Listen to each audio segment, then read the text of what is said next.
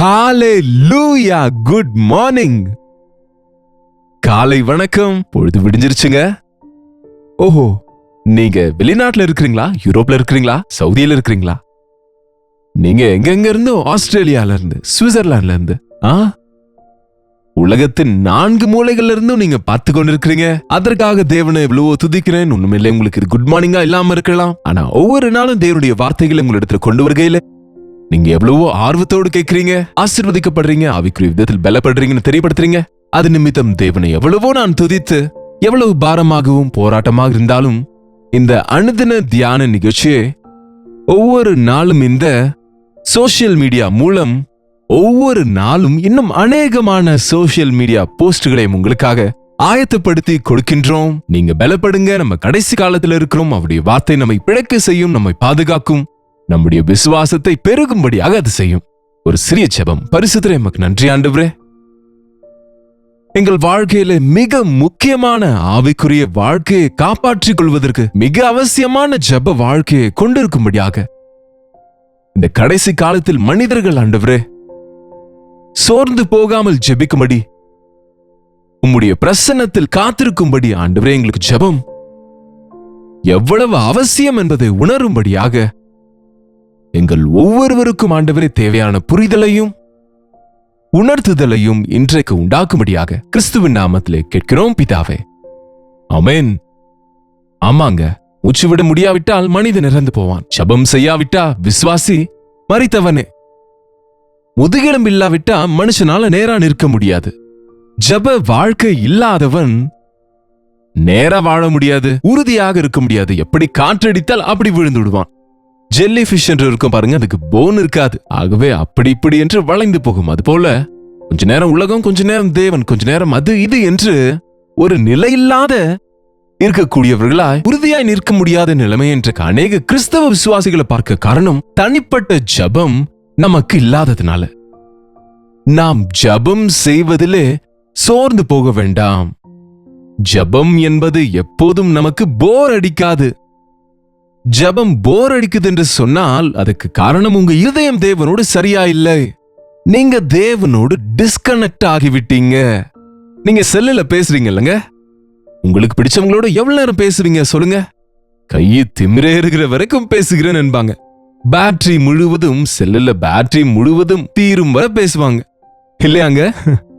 ஒருவேளை அதே செல்லுக்கு நெட்வொர்க் இல்லைன்னு வைங்க, அது வேலை செய்யலன்னு வைங்க, நீங்க ஹலோன்னு சொல்லும் போது அந்த பக்கத்துல இருந்து பதில் வரலன்னு வைங்க, அந்த பக்கத்துல இருந்து ஹலோ என்று வந்து கட்டாய் கொண்டே இருக்குன்னு வைங்க, உங்களுக்கு திரும்ப போன் பண்ண தோணுமா? இன்னும் அப்படியே அந்த பக்கம் கேட்டாலும் கேட்காவிட்டாலும் நான் பேசிக்கொண்டே இருப்பேன் என்று நினைப்பீங்களா?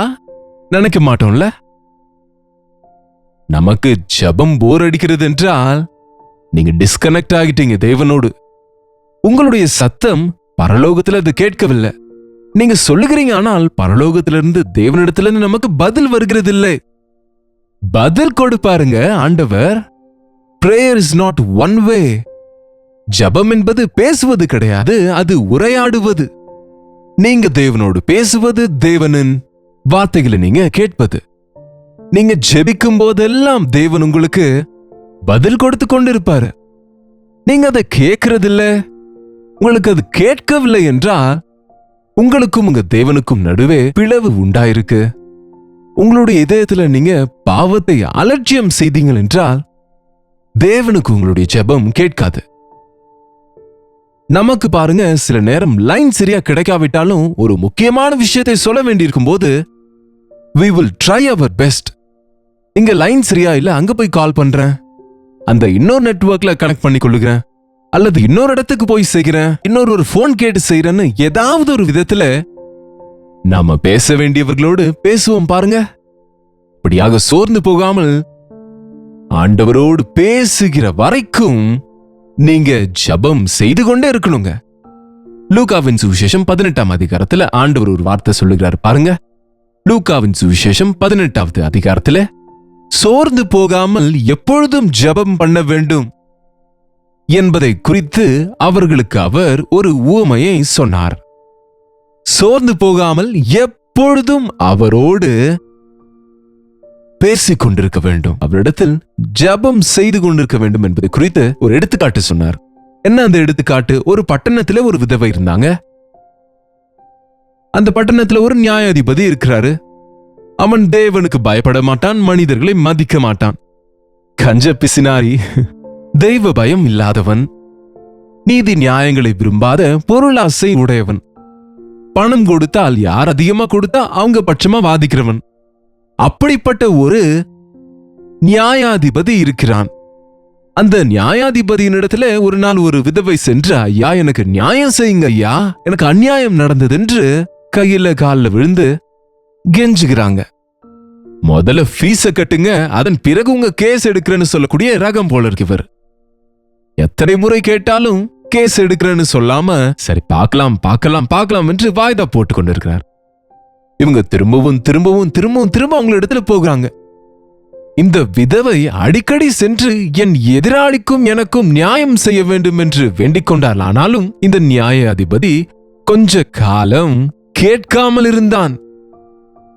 அவன் பதில் கொடுக்காவிட்டாலும், அவன் கணக்கில் எடுத்துக்கொள்ளாவிட்டாலும் திரும்ப திரும்ப திரும்ப திரும்ப திரும்ப திரும்ப சென்று எனக்கு நியாயம் செய்யுங்க, எனக்கு நியாயம் செய்யுங்க, எனக்கு நியாயம் செய்யுங்க, எனக்கு நியாயம் செய்யுங்க என்று கேட்டுக்கொண்டிருந்தா அந்த நியாயாதிபதி நினைத்தானா, என்னடா அப்பா இது, நான் தேவனுக்கு பயப்படாமலும் மனுஷரை மதியாத நியாயாதிபதியாக இருக்கின்ற போதும், தேவனுக்கு பயப்படாமலும் மனுஷரை மதியாமலும் இருந்தும் இந்த விதவை என்னை எப்பொழுதும் தொந்தரவு செய்கிறபடியால் என்னை தொந்தரவு செய்கிறாள் இவள் வந்து, ஆகவே அடிக்கடி வந்து என்னை அலட்டாதபடிக்கு இவளுக்கு நியாயம் செய்ய வேண்டும் என்று தனக்குள்ளே சொல்லிக் கொண்டான்.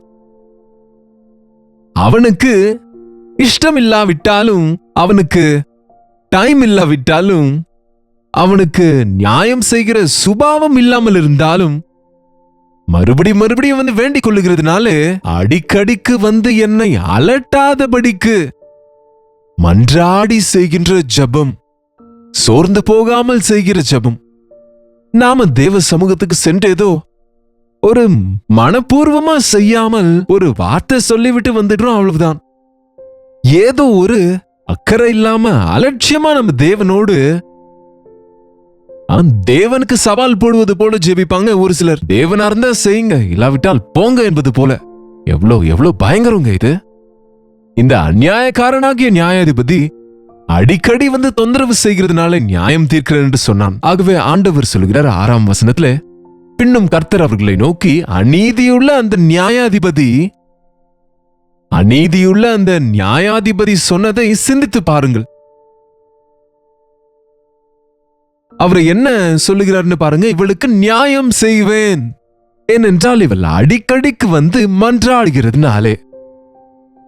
ஒரு அநீதியுள்ள நியாயாதிபதியே அடிக்கடிக்கு வந்து மன்றாடி சோர்ந்து போகாமல் தொந்தரவு செய்கிற அவளுக்கு நியாயம் செய்ய முன்னுக்கு வந்தால், அந்தபடியே தேவன் தம்மை நோக்கி இரவும் பகலும் கூப்பிடுகிறவர்கள் ஆகிய தம்மால் தெரிந்து கொள்ளப்பட்டவர்களின் விஷயத்தில் நியாயம் செய்யாமல் இருப்பாரோ?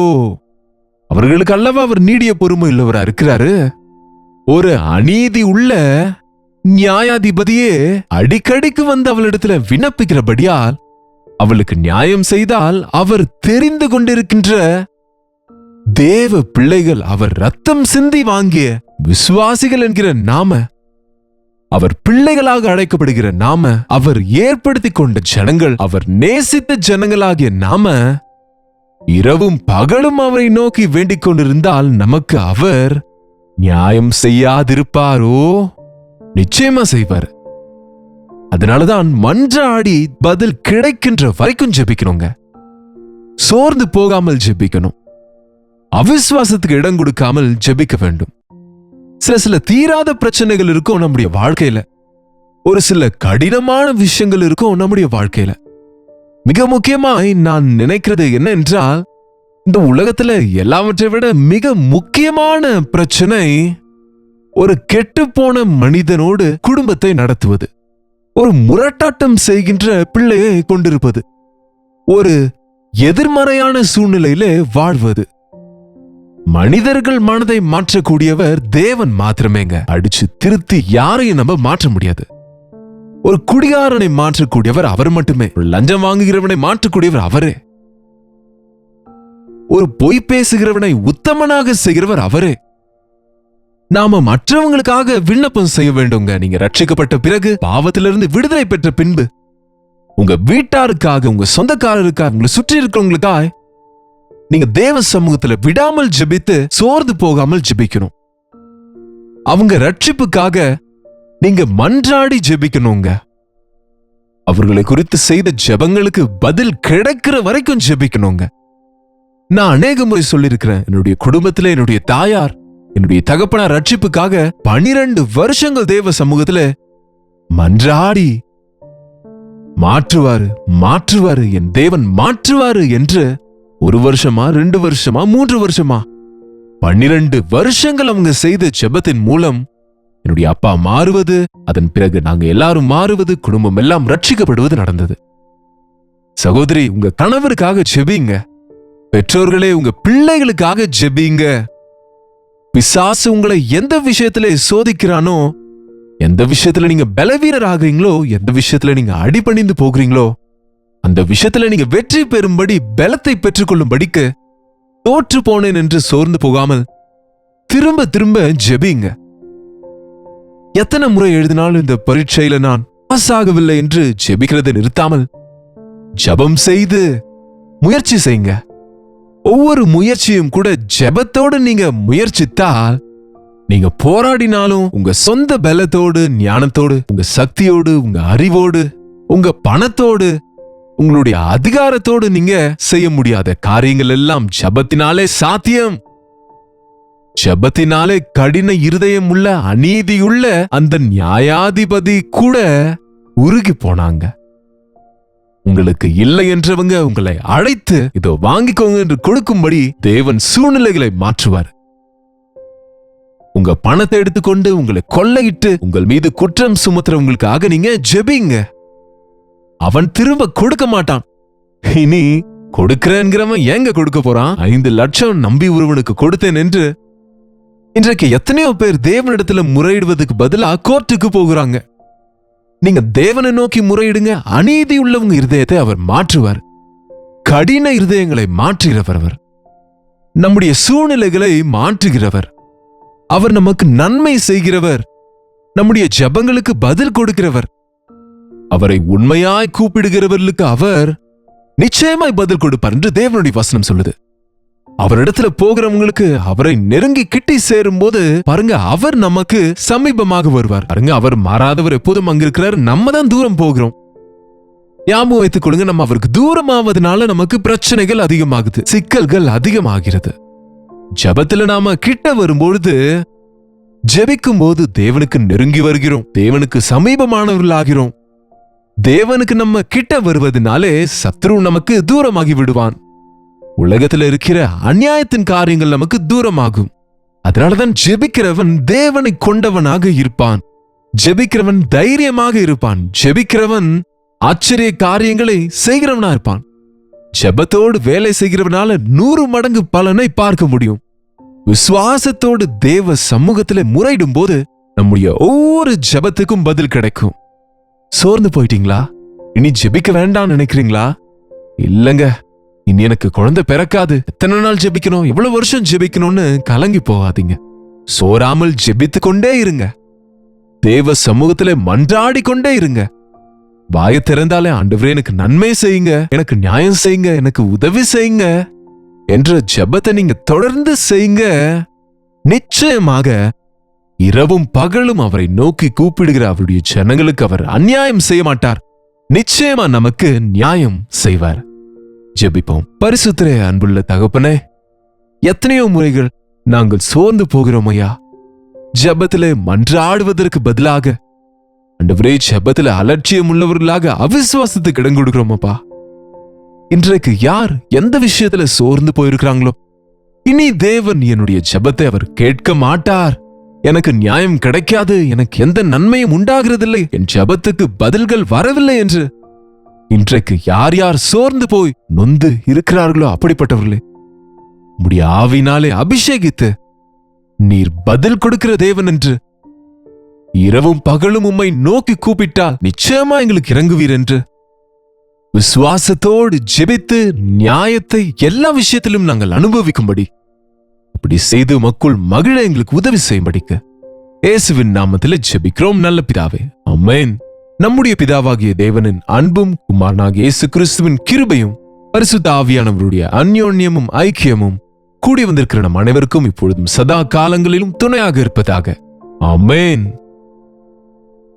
தேவனுக்கு ஸ்தோத்திரம். உங்களுக்காக ஜெபிக்க நாங்க ஆயத்தமா இருக்கிறோம். உங்களுடைய ஜெப விண்ணப்பங்கள் பாருங்களே எங்களுக்கு நீங்க 8939801234 நம்பருக்கு ஒரு டெக்ஸ்ட் அல்லது வாய்ஸ் மெசேஜ் மூலம் வாட்ஸ்அப் பண்ணுங்க. நாங்க இது எல்லாவற்றையும் பார்க்கிறோம், உங்களுக்காக ஜெபிக்கிறோம், நீங்களும் ஜெபிங்க. கர்த்தருக்கு சித்தமானால் நாளைக்கு இதே நேரத்திலே அனுதின தியான நிகழ்ச்சியில கர்த்தருடைய வார்த்தையோடு உங்களை சந்திக்கிறேன். அதுவரை கர்த்தருடைய கிருபை உங்களுக்கு துணையாக இருப்பதாக.